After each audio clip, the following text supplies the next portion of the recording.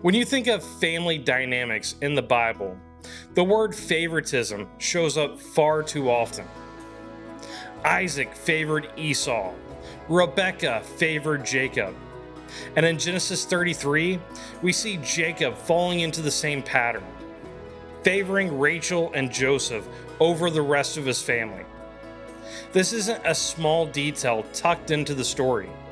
It's a mirror of generational weakness and a preview of future conflict that will shape the lives of Joseph and his brothers. Today, let's unpack Genesis 33 together, exploring what Jacob did, how it reflects the wounds of his past, and how favoritism sowed the seeds of jealousy and division that would bear bitter fruit in the years to come. And along the way, let's wrestle with our own hearts. Where do we show favoritism? And how can God call us into something better?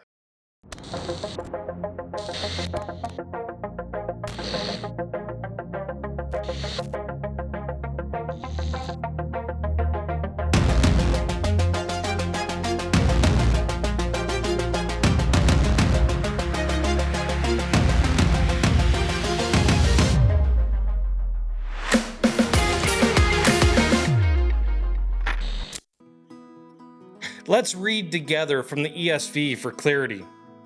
Genesis 33, 1 through 7. And Jacob lifted up his eyes and looked, and behold, Esau was coming, and 400 men with him. So he divided the children among Leah and Rachel and the 2 female servants, and he put the servants with their children in front, then Leah with her children, and Rachel and Joseph last of all. He himself went on before them, bowing himself to the ground 7 times until he came near his brother. But Esau ran to meet him and embraced him and fell on his neck and kissed him. And they wept. And when Esau lifted up his eyes and saw the women and the children, he said, "Who are these with you?" Jacob said, "The children whom God has graciously given your servant." Then the servants drew near, they and their children, and bowed down. Leah likewise and her children drew near and bowed down. And last, Joseph and Rachel drew near and bowed down. Jacob is terrified.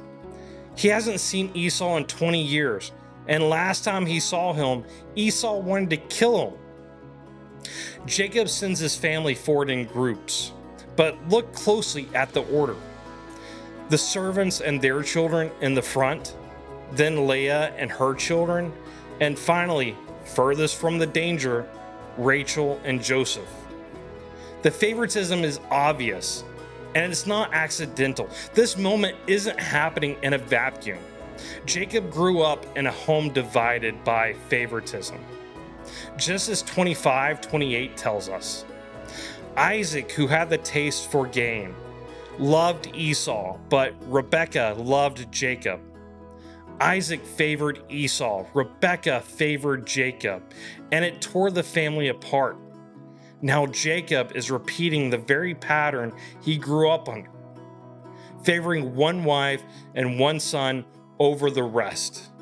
John Calvin notes, the perversity of parents is often visited upon the children, and when one kind of sin has once prevailed, it easily multiplies.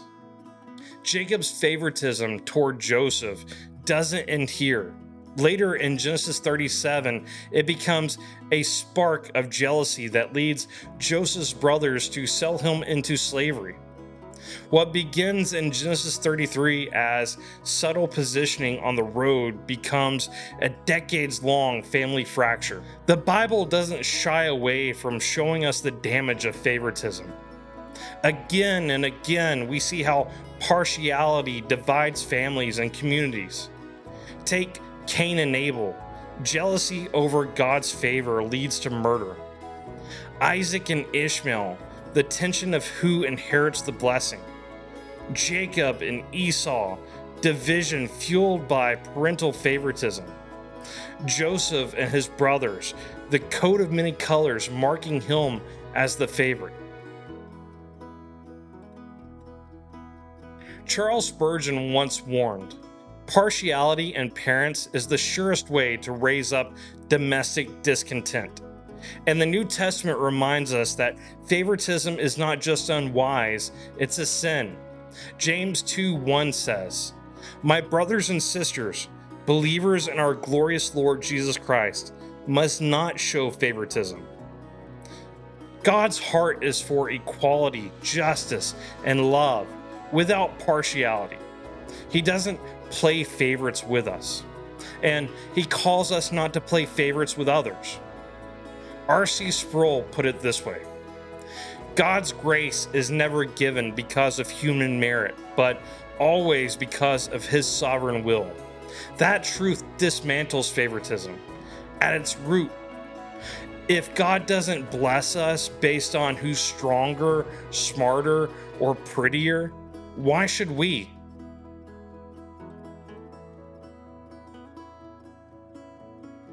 This is where it gets personal.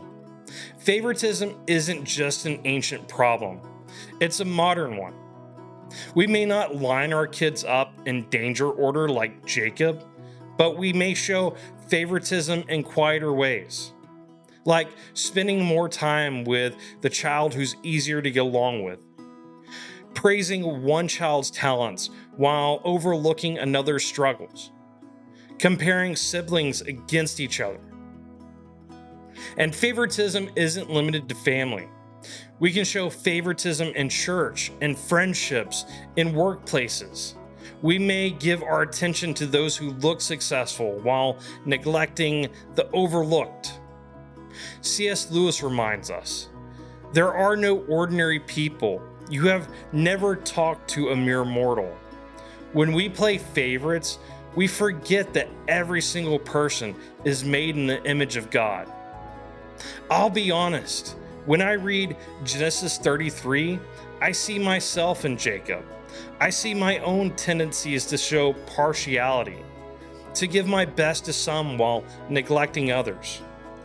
And I felt the wounds of favoritism too, times when I felt overlooked or less valued. Those wounds cut deep, and if we're not careful, they become patterns that we can pass on. But here's the hope. God can break generational cycles. The same God who wrestled Jacob into surrender in Genesis 32 is the God who can wrestle favoritism out of us, reshaping us into parents, leaders, and friends who reflect his impartial love.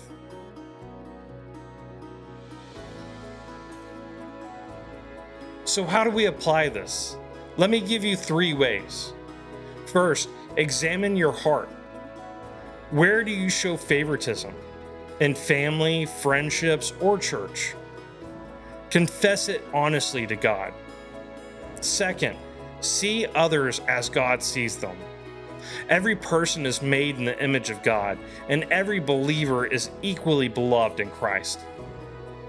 Third, practice intentional equality. Give time, love, and encouragement, not just to those who are easiest to love, but to those who need it most.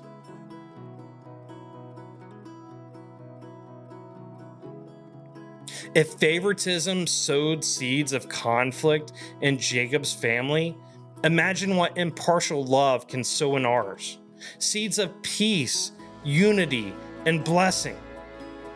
Tim Keller once said, "The gospel creates a new identity that is not based on the world's categories of race, class, or achievement. In Christ, you are loved fully and equally." That's the antidote to favoritism, the gospel of Jesus Christ. Genesis 33 shows us the seeds of conflict, but also points us to the God who can transform broken families and biased hearts. So may we learn from Jacob's mistakes. May we see the danger of favoritism.